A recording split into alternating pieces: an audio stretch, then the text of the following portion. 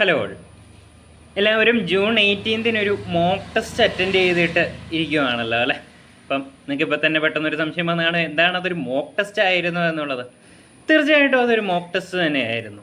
നമുക്ക് നിങ്ങളുടെ എങ്ങനെയാണ് ഒരു എക്സാമിനേഷൻ വരിക, OMR ബേസ്ഡ് എക്സാമിനേഷൻ എങ്ങനെയായിരിക്കും, അതുപോലെ തന്നെ എങ്ങനെ ടൈം മാനേജ് ചെയ്യാം, അതുപോലെയുള്ള കാര്യങ്ങളൊക്കെ ഇമ്പോർട്ടൻ്റ് ആയിട്ടുള്ള കാര്യങ്ങൾ മനസ്സിലാക്കുന്നതിന് വേണ്ടിയിട്ടുള്ള ഒരു മോക്ക് ടെസ്റ്റ് ആയിരുന്നു ജൂൺ 18 നടത്തിയിരുന്നത്.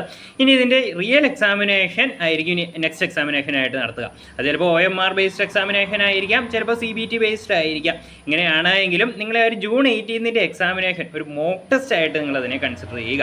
അപ്പോൾ എല്ലാവരും ഒരു മോക്ക് ടെസ്റ്റ് എങ്കിലും നിങ്ങളിപ്പോൾ അറ്റൻഡ് ചെയ്തിട്ടുണ്ടാവുമല്ലോ. അപ്പോൾ ആരും മോക്ക് ടെസ്റ്റ് അറ്റൻഡ് ചെയ്യാത്തവരായിട്ടുണ്ടാവുകയില്ല. അപ്പോൾ ആ ഒരു റിയൽ എക്സാമിനേഷൻ തന്നെ ഒരു റിയൽ മോക്ക് ടെസ്റ്റ്, അത്രയും പെർഫെക്റ്റ് ആയിട്ടുള്ള ഒരു മോക്ക് ടെസ്റ്റ് നിങ്ങൾക്ക് ഇനി ചിലപ്പോൾ അറ്റൻഡ് ചെയ്യാനായിട്ട് സാധിച്ചെന്ന് വരികയില്ല. അപ്പം അത്രത്തോളം എങ്ങനെയാണ് എക്സാമിനൊക്കെ, എങ്ങനെയാണ് അതിൻ്റെ അകത്ത് ക്വസ്റ്റ്യൻസ് ചോദിക്കുന്നത്, ഏത് തരത്തിലുള്ള ക്വസ്റ്റ്യൻസ് ആണ് അതിൻ്റെ അകത്ത് വരുന്നത് എന്നിങ്ങനെയുള്ള കാര്യങ്ങളൊക്കെ, ഇമ്പോർട്ടൻ്റ് ആയിട്ടുള്ള കാര്യങ്ങളൊക്കെ നിങ്ങൾക്ക് ആ ഒരു ടെസ്റ്റ് അറ്റൻഡ് ചെയ്തത് വഴി മനസ്സിലായി എന്ന് കരുതുന്നു. ഓക്കെ, അപ്പം നിങ്ങൾക്ക് ആ ഒരു ക്വസ്റ്റ്യൻ പ്രാക്ടീസ് എങ്കിലും ആയിട്ടുണ്ടല്ലോ. അപ്പം നിങ്ങൾ ഒരിക്കലും ആ ഒരു എക്സാമിനേഷൻ വെറുതെ ആയി പോയല്ലോ എന്നോർത്ത് നിങ്ങൾ വറി ചെയ്യേണ്ടതായിട്ടില്ല. നിങ്ങൾ ആ ഒരു ഒറിജിനൽ എക്സാമിനേഷൻ്റെ ഒരു പ്രാക്ടീസ് നിങ്ങൾക്ക് ലഭിച്ചു എന്ന് നിങ്ങൾ കരുതുക. അതുപോലെ തന്നെ ആ ഒരു പ്രിപ്പറേഷൻ നിങ്ങൾ മുന്നോട്ട് കൊണ്ടുപോവുക. നിങ്ങൾക്ക് എവിടെയൊക്കെയാണ് മിസ്റ്റേക്ക് വന്നിരിക്കുന്നത്, അതുപോലെ തന്നെ ഒരുപാട് ആളുകൾക്ക് കുറേ ക്വസ്റ്റ്യൻസ് മനസ്സിലാവാത്തതുണ്ടായിരുന്നു. അതുപോലെ തന്നെ ടൈം മാനേജ്മെൻറ്റ്, കൃത്യമായിട്ടുള്ളൊരു ടൈം മാനേജ്മെൻറ്റ് ഇല്ലാതെ വന്ന സ്റ്റുഡൻസ് ഒരുപാട് പേരുണ്ടായിരുന്നു. ഒത്തിരി പേർക്ക് അത് കൃത്യസമയത്ത് തീർക്കാനായിട്ട് സാധിച്ചില്ല. ഡാറ്റ ഇൻ്റർപ്രിട്ടേഷൻ ക്വസ്റ്റ്യൻസ് ഒന്നും കൃത്യമായിട്ട് കംപ്ലീറ്റ് ചെയ്യാനായിട്ട് സാധിച്ചില്ല എന്നൊക്കെ ഒരുപാട് കുട്ടികൾ പറഞ്ഞു. അതുപോലെ തന്നെ കൊമേഴ്സിൽ നിന്ന് വന്നിട്ടുള്ള റീഡിംഗ് കോംപ്രഹെൻഷൻ്റെ പാട്ട് വളരെ എളുപ്പമുള്ള പാട്ടായിരുന്നു.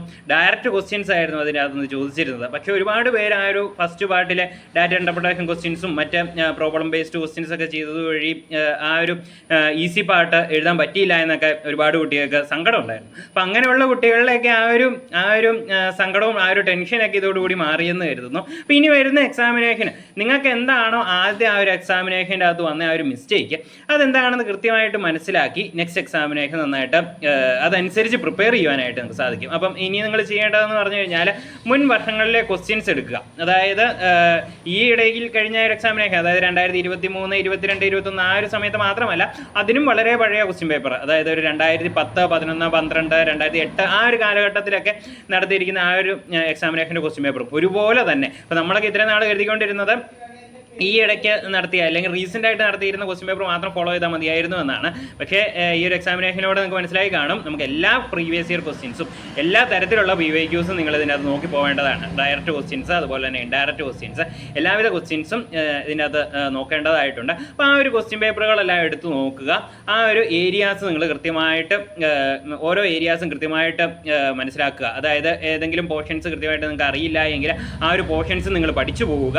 അതുപോലെ തന്നെ ക്വസ്റ്റ്യൻസ് കൃത്യമായിട്ട് ടൈം മാനേജ്മെൻറ്റോട് കൂടി തന്നെ നിങ്ങളൊരു OMR ഷീറ്റ് സംഘടിപ്പിക്കാൻ സാധിക്കുകയാണെങ്കിൽ OMR ഷീറ്റിൽ തന്നെ ഒരു PYQs ചെയ്ത് നോക്കുക.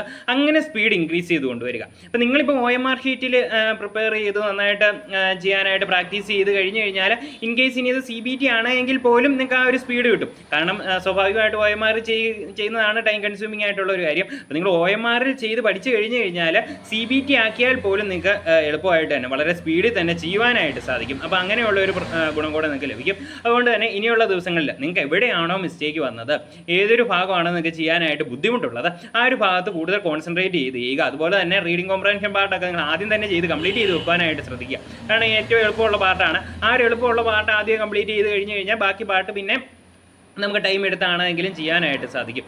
ആ രീതിയിൽ നിങ്ങൾ ചെയ്യുക. അതുപോലെ തന്നെ കൊമേഴ്സിൻ്റെ ക്വസ്റ്റ്യൻസ് നോക്കുകയാണെങ്കിൽ വളരെ എളുപ്പമുള്ള ക്വസ്റ്റ്യൻസ് തന്നെയായിരുന്നു ചോദിച്ചത്. സ്റ്റേറ്റ്മെൻറ്റ് വൈസ് ക്വസ്റ്റ്യൻസോ മറ്റു കാര്യങ്ങളൊന്നും വന്നില്ല. വളരെ ഡയറക്റ്റ് ആയിട്ടുള്ള ക്വസ്റ്റ്യൻസ് ആണ് വന്നത്. അപ്പോൾ അതിൻ്റെ നിങ്ങൾ പ്രത്യേകമായിട്ട് നോക്കേണ്ട ഒരുപാട് ഇൻസ്റ്റിറ്റ്യൂഷൻസ്, ഓർഗനൈസേഷൻസ് അങ്ങനെയുള്ള കാര്യങ്ങളൊക്കെ നമ്മൾ പഠിക്കുകയുണ്ടായി. എല്ലാ യൂണിറ്റിലും ഉണ്ടായിരുന്നു. അപ്പോൾ ആ ഓർഗനൈസേഷൻസ് അതുമായിട്ട് റിലേറ്റ് ചെയ്ത് വരുന്ന ഇയേഴ്സ്, അതിൻ്റെ ഒബ്ജക്റ്റീവ്സ്, അങ്ങനെയുള്ള ബേസിക് ആയിട്ടുള്ള ഒരുപാട് കാര്യങ്ങൾ വന്നിട്ടുണ്ടായിരുന്നു. മാച്ച് ദ ഫോളോയിങ് ക്വസ്റ്റ്യൻസ് വന്നിട്ടുണ്ടായിരുന്നു. ഡയറക്റ്റ് വൺ വേർഡ് ക്വസ്റ്റ്യൻസ് വന്നിട്ടുണ്ടായിരുന്നു. അപ്പോൾ അങ്ങനെയുള്ള കാര്യങ്ങളൊക്കെ ആ ഒരു ഇമ്പോർട്ടൻ്റ് ആയിട്ടുള്ള ആ ഒരു ഏരിയ നിങ്ങൾക്ക് മനസ്സിലായെന്ന് വരുന്നു. അപ്പോൾ അതിനകത്തൊക്കെ വരുന്ന ക്വസ്റ്റ്യൻസ് ഇനി നിങ്ങളാണെങ്കിലോ അത്തരത്തിലുള്ള ക്വസ്റ്റ്യൻസ് ഫോളോ ചെയ്ത് പഠിക്കുക. ഓക്കെ, അതുപോലെ തന്നെ മെയിനായിട്ട് ഇനി സ്റ്റേറ്റ്മെൻറ്റ് വൈസ് ക്വസ്റ്റ്യൻസ് നിങ്ങൾ പഠിക്കേണ്ട എന്നല്ല, ഇനി ചിലപ്പോൾ CBT മോഡലിലേക്ക് ആകുകയാണ് എങ്കിലും സ്റ്റേറ്റ്മെൻറ്റ് വൈസ് ക്വസ്റ്റ്യൻസ് ചോദിക്കാനായിട്ടുള്ള സാധ്യതയുണ്ട്. അല്ല എങ്കിൽ പോലും സ്റ്റേറ്റ്മെൻറ്റ് വൈസ് ക്വസ്റ്റ്യൻസ് ചോദിക്കാനായിട്ട് സാധ്യതയുണ്ട്. കാരണം സെക്കൻഡ് ഷിഫ്റ്റിലൊക്കെ ഒരുപാട് കുറച്ച് ചോദ്യങ്ങൾ പേപ്പറിൽ നിന്നൊക്കെ സ്റ്റേറ്റ്മെൻറ്റ് വൈസ് ക്വസ്റ്റ്യൻസും അതുപോലെ തന്നെ കുറച്ചും കൂടെ ഹാർഡർ ലെവലായിരുന്നു സെക്കൻഡ് ഷിഫ്റ്റ്. അപ്പോൾ നിങ്ങൾക്ക് ഇനി വരാൻ പോകുന്ന ക്വസ്റ്റ്യൻ പേപ്പർ എന്ന് പറഞ്ഞു കഴിഞ്ഞാൽ ചിലപ്പം കുറച്ചും കൂടെ ഹാർഡ് ആയേക്കാം. അതുകൊണ്ട് തന്നെ എല്ലാ മോഡലിലുള്ള ക്വസ്റ്റ്യൻസും നന്നായിട്ട് ചെയ്ത് പഠിക്കുക. അപ്പോൾ നിങ്ങളുടെ ഫസ്റ്റ് എക്സാമിനേഷൻ ക്യാൻസൽ ആയല്ലോ എന്ന് പറഞ്ഞ് സങ്കടപ്പെടേണ്ടതായിട്ടില്ല. കാരണം മിക്ക കുട്ടികൾക്കും ടൈമിൻ്റെ ഒരു ഇഷ്യൂ ഒക്കെ വന്നിട്ടുണ്ടായിരുന്നു. അപ്പോൾ ആ ഒരു ഇഷ്യൂ ഒക്കെ മാറ്റുന്ന രീതിയിൽ നിങ്ങൾ നെക്സ്റ്റ് എക്സാമിനേഷന് കംപ്ലീറ്റ് ക്വസ്റ്റ്യൻസും കൃത്യമായിട്ടുള്ള രീതിയിൽ തന്നെ എഴുതാനായിട്ട് സാധിക്കും എന്നുള്ള രീതിയിൽ തന്നെ കോൺഫിഡൻ്റ് ആയിട്ടിരിക്കുക. എക്സാമിനേഷൻ ഡേറ്റ് ഉടനെ തന്നെ പ്രസിദ്ധീകരിക്കുന്നതായിരിക്കും. ഒരു 1.5 മാസത്തിനകം തന്നെ നിങ്ങൾക്ക് ആ ഒരു എക്സാമിനേഷൻ ഉണ്ടായിരിക്കും. അപ്പോൾ നിങ്ങൾക്ക് വളരെ കോൺഫിഡൻ്റ് ആയിട്ട് വളരെ മികച്ച രീതിയിൽ തന്നെ ഈ ഒരു എക്സാമിനേഷൻ നിങ്ങൾക്ക് അന്ന് അറ്റൻഡ് ചെയ്യാനായിട്ട് സാധിക്കും. അതിന് എല്ലാവിധ ആശംസകളും എല്ലാവർക്കും നേരുന്നു. എല്ലാവരും നന്നായിട്ട് തന്നെ എക്സാമിനേഷൻ എഴുതുക. ആരും ടെൻഷൻ ആവേണ്ടതായിട്ടില്ല, അതുപോലെ തന്നെ ഡിപ്രഷൻ ആവേണ്ടതായിട്ടൊന്നുമില്ല. എല്ലാവരും നല്ല ഹാപ്പി ആയിട്ട് തന്നെ നെക്സ്റ്റ് എക്സാമിനേഷന് പ്രിപ്പയർ ചെയ്തോളാം. Thank you.